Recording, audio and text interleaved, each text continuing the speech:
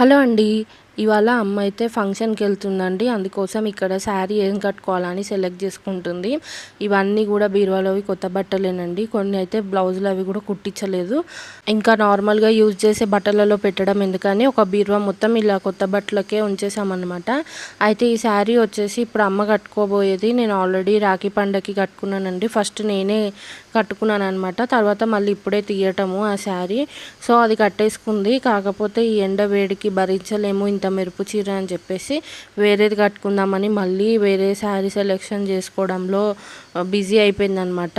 నేనేమో ఇది బాగుంది ఉంచుకోమని చెప్పాను. కాకపోతే ఈ శారీ కూడా కట్టుకుంది, మళ్ళీ తీసేసి డ్రెస్ అయితే వేసుకుంది నార్మల్గా.